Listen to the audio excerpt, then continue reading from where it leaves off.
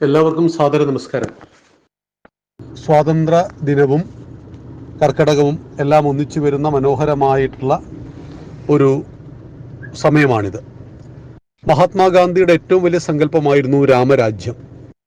ഒരു കൈയിൽ തുളസിമാലയും മറുകൈയിൽ ഭഗവത്ഗീതയുമായി രാജ്യം മുഴുവൻ സഞ്ചരിച്ച ഗാന്ധിജിയോട് ലോകം ചോദിച്ചത്, ഗാന്ധിജി, സ്വാതന്ത്ര്യം ലഭിച്ചിട്ട് സായിപ്പിനെ ഓടിച്ചിട്ട് നമ്മളിപ്പോൾ ഏത് രാജ്യമാണ് ഉണ്ടാക്കാൻ പോകുന്നത്? അതിൽ ഗാന്ധിജി നൽകിയ മറുപടി രാമരാജ്യം എന്നുള്ളതായിരുന്നു. അപ്പോൾ ആ രാമരാജ്യം എന്ന് പറയുന്ന നമ്മുടെ യഥാർത്ഥ സങ്കല്പത്തിലേക്ക് നമ്മുടെ രാഷ്ട്രം നടന്നെടുത്തുകൊണ്ടിരിക്കുന്ന രാമക്ഷേത്രം സാധ്യമായ ഒരു കർക്കിടക മാസം കൂടിയാണ് ആഗസ്റ്റ് 15 ഒന്നിച്ചു വന്നിരിക്കുന്നത്.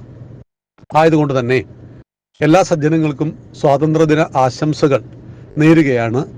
അതിനൊപ്പം തന്നെ എന്തുകൊണ്ടാണ് രാമരാജ്യവും സ്വതന്ത്ര ഭാരതവും കമ്പയർ ചെയ്യപ്പെടേണ്ടത്? മഹാത്മജിയുടെ ആ സ്വപ്നം രാഷ്ട്രത്തിൻ്റെ വിഭജനത്തിനും കാരണമായി. രാമരാജ്യം എന്ന് ചുമ്മാ പറഞ്ഞിരുന്നു, പക്ഷേ രാമരാജ്യത്തെ ഉണ്ടാക്കിയെടുക്കുവാൻ ഗാന്ധിജിക്ക് കഴിഞ്ഞില്ല. അഖണ്ഡ ഭാരതത്തിൻ്റെ 4/2 ഭാഗം അല്ലെങ്കിൽ 1/4 ഭാഗം മതവെറിയുടെ പേരിൽ വെട്ടിമുറിക്കപ്പെട്ടു. അതിൻ്റെ തിക്തഫലങ്ങൾ ഹിന്ദുക്കൾ ഇന്നും അനുഭവിക്കുന്നു. ബംഗ്ലാദേശിനു വേണ്ടി ഐക്യദാർഢ്യം പ്രഖ്യാപിച്ചുകൊണ്ട് ഹിന്ദുക്കൾ ഇന്നും ഹിന്ദുസ്ഥാൻ ഭാരതത്തിൽ തെരുവോരങ്ങളിൽ മുദ്രാവാക്യം വിളിക്കേണ്ടി വരുന്നു. നമ്മുടെ ആയിരക്കണക്കിന് അമ്മ പെങ്ങന്മാർക്കടക്കം മാനം നഷ്ടപ്പെടുന്നു, അവർ കൊല ചെയ്യപ്പെടുന്നു. അപ്പോൾ അരുത് അരുത് എന്ന് പറഞ്ഞുകൊണ്ട് എന്തായിരുന്നു 75 വർഷം മുമ്പ് ഭാരതം ഉറക്കെ വിളിച്ചു പറഞ്ഞത്? ഞങ്ങളുടെ ഭാരതമാതാവിനെ വെട്ടിമുറിക്കരുത് എന്ന് പറഞ്ഞ ആ തിക്ത അനുഭവങ്ങൾ ഇന്നും നമ്മളെ തേടിയെത്തുകയാണ്. ഭാരതം വെട്ടിമുറിച്ച് പാകിസ്ഥാനും ബംഗ്ലാദേശും എന്ന് പറയുന്ന 2 രാജ്യങ്ങളാണ് ഇന്ന് നമുക്ക് ചുറ്റുമുള്ളത്. അപ്പോഴാണ് രാമരാജ്യം കരുത്താർജിക്കേണ്ടത് വളരെ വളരെ അത്യാവശ്യമാണ്.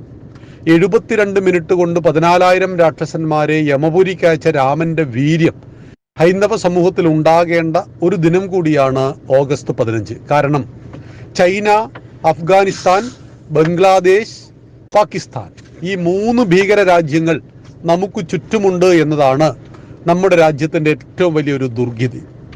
ഈ രാജ്യത്തിൻ്റെ മൊത്തം ആഭ്യന്തര ഉൽപാദനത്തിൻ്റെ 40% നമുക്ക് പ്രതിരോധത്തിന് വേണ്ടി നീക്കിവെക്കേണ്ടി വരുന്നു എന്നത് വളരെ ദയനീയമാണ്. കാരണം നമ്മുടെ രാജ്യത്തിൻ്റെ നാം അനുഭവിക്കേണ്ട സമ്പത്ത് ആയുധങ്ങൾ വാങ്ങാൻ വേണ്ടി നമുക്ക് നീക്കിവെക്കേണ്ടി വരുന്ന ഒരു കാലഘട്ടമാണിത്. അപ്പം അവിടെയാണ് നമ്മളെല്ലാവരും ആത്മാഭിമാനമുള്ള ഭാരതീയർ ഈ രാമരാജ്യത്തിൽ വസിക്കുമ്പോൾ രാമൻ്റെ ജീവിതമാണ് നമ്മുടെ മാതൃക. അച്ഛന് വേണ്ടി പൊട്ടിപ്പൊട്ടിക്കരയുന്ന രാമൻ, അച്ഛന് വേണ്ടി കാനനത്തെ തിരഞ്ഞെടുക്കുന്ന രാമൻ, അതേ രാമൻ തന്നെയാണ് രാക്ഷസപ്പടയെ കൊന്നൊടുക്കുന്നതും. ശക്തിയെ ആരാധിക്കേണ്ടിടത്ത് വില്ല് കുലച്ചുകൊണ്ട് പോരാടുന്ന രാമനും പുത്രധർമ്മം നിർവഹിക്കുവാൻ വേണ്ടി കാനനത്തെ പുൽകുന്ന രാമനെയും അച്ഛൻ്റെ മരണവാർത്തയറിഞ്ഞ് കെട്ടിപ്പിടിച്ച് പൊട്ടിക്കരയുന്ന സഹോദരങ്ങൾക്കൊപ്പമുള്ള രാമനെയും ഭാര്യയോടുള്ള കടമകളെ നിർവഹിക്കുന്ന രാമനെയും ഏറ്റവും മാതൃകാപരമായ ഭരണാധികാരിയായി നമ്മുടെ മുന്നിൽ തിളങ്ങി നിൽക്കുന്ന രാമനെയും നമുക്ക് മാതൃകയാക്കേണ്ട സുദിനമാണ് സ്വാതന്ത്ര്യ ദിനം എന്ന് പറയേണ്ടത് നാം മനസ്സിലാക്കുക. ഒപ്പം രാമരാജ്യം എന്ന് പറയുന്നതിൻ്റെ 1-ാം ഘട്ടം രാമക്ഷേത്രം അന്വർത്ഥമാക്കപ്പെട്ട ഒരു കർക്കിടകം അല്ലെങ്കിൽ 2024 നമുക്ക് വന്നു ചേർന്നിരിക്കുന്നത്.